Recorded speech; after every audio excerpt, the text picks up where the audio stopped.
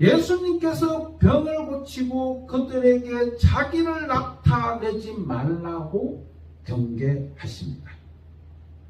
이는 예수님이 그 사역에 대해서 쇼가 아니라는 것을 보여주고 있습니다. 그분은 진정으로 불쌍한 사람을 사랑하고 계신 것입니다. 첫 번째, 손 마른 자를 고치는 것은 참된 긍휼의 행동이자 그분의 정체성과 권세를 공적으로 드러내시는 것입니다. 그리고 이어지는 더 많은 치유의 사건 가운데서 자비는 그분을 움직이게 만드는 가장 두드러진 요소였던 것입니다. 그런데 사람을 피하고 조용히 사역을 행한다. 자신의 정체성에 관해서 구약에 이미 예언되어 있다는 거예요. 여기에서 우리는 더욱더 놀랄 수밖에 없습니다.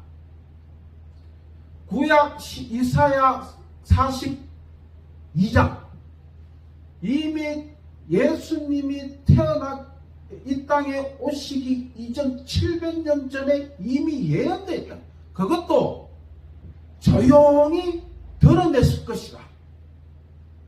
조용히 사역을 할 것이라는까지 정확하게 예언하고 있는 것입니다.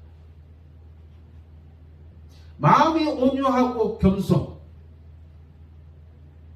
마태는 독자들이 메시아 왕의 이러한 측면을 분명히 보게 될 것이라고 말씀하고 있습니다. 겸손과 온유로서 메시아로 온다는 것은 인류 역사에 이런 경우는 없습니다. 용맹과 대담함과 과시와 강한 리더십으로 왕이다, 메시아라고 오는 인류 역사들이 있었지만 온유와 겸손으로 이 땅에 메시아로 오신다는 그런 사건은 한 번도 없어요. 다시 말씀드리면 겸손과 온유로 오신 메시아는 신적 권위로서 오실 수밖에 없다는 것을 증명하고 있는 겁니다.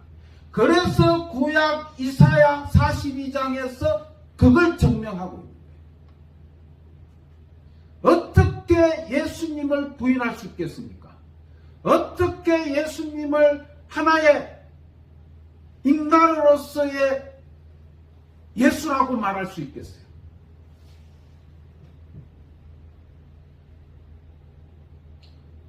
구약의 예언과 메시아는 바로 예수님을 나타내는 사실이라는 것을 보여주고 있는 것입니다.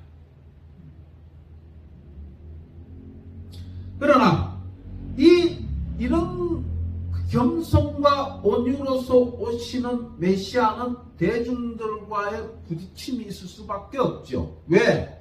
정치적이고 군사적인 것을 원했는데 당연히 겸손한 자는 배척될 수밖에 없던 시대의 상황이었습니다.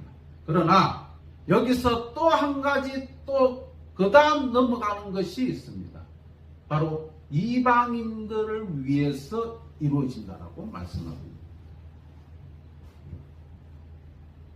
이방인으로서 방향정화를 한층 강화시키고 있는 것이 구약의 이사야 42장의 내용을 말씀하고 있습니다.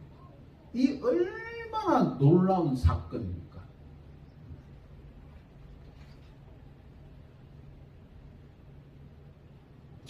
이사야 42장 4절에서 9절 공의와 율법과 언약을 이방의 빛이 되게 세울 하나님의 종의 노래를 하고 있습니다.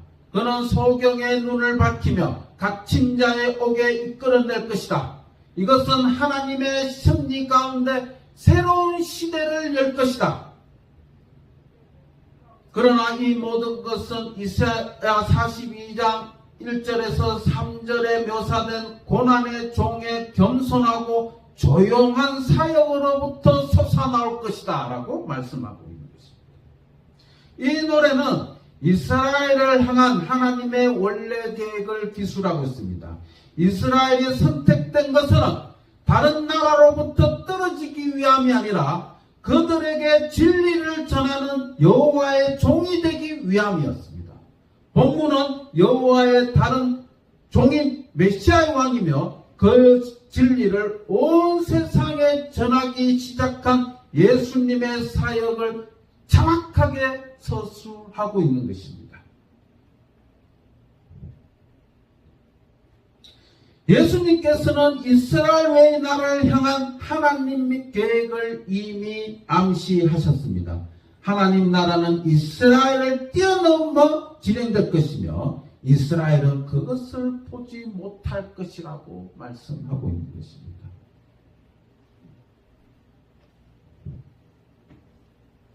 12장 19절 이사야가 말한 종과 예수님의 행동을 연결 짓고 있죠. 그는 다투지도 아니하시고 들레지도 아니하며 아무도 길에서 그 소리를 듣지 못하리라. 예수님께서 자신의 사역 가운데 나중에 일어날 공개적인 대결을 준비하고 계셨던 것입니다. 그것이 바로 십자가 사건이죠. 세상에 보기에는 아무런 가치도 없고 쓸모도 없는 사람들조차도 하나님의 고난받는 종에 얼마든지 받아들이는 것입니다. 그것을 갈대에 비유하고 말씀하고 있죠. 갈대. 하잘것 없는 갈대죠. 그리고 하잘것 없지만 쓰임이 많아요. 줄기를 잘라 잉크에 찍어 서죠. 그리고 양피지로 또 사용합니다. 여러 군데 사용한 것이 갈대입니다. 그런데 너무나도 많다 보니까 하잘것도 없는 것이 갈대입니다. 그는 갈대를 끄지 않았습니다. 꺼져가는 불도 끄지 않으신다고 하십니다. 이런 메시아이신 예수 그리스도입니다. 조용히, 겸손하게, 온유하게 이런 우리가 믿는 예수님입니다.